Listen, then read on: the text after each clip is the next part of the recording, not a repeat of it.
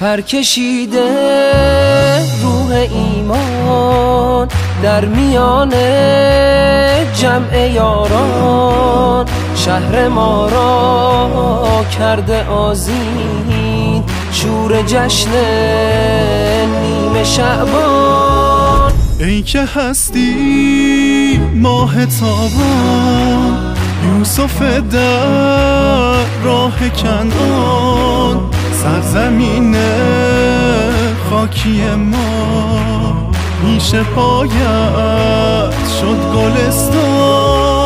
عطر نرگس در میان کوچه ها امشب تنیده، مژده ای یاران عاشق یوسف زهرا رسیده. عطر نرگس در میان کوچه ها امشب تنیده، مژده ای یاران عاشق یوسف زهرا رسیده.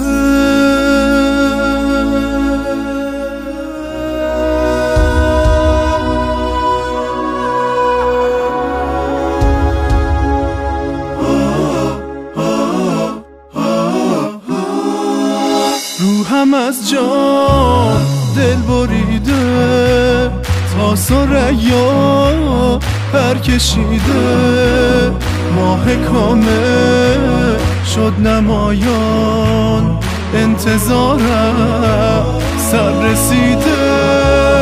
پر کشیده دل به سویش، سر کشیده از سبویش، چشم عاشق بسته احرام در طواف خال رویش. عشق یارم پای من را سوی میخانه کشیده، مژده ای یاران عاشق یوسف زهرا رسیده. عشق یارم پای من را سوی میخانه کشیده، مژده ای یاران عاشق یوسف زهرا رسیده.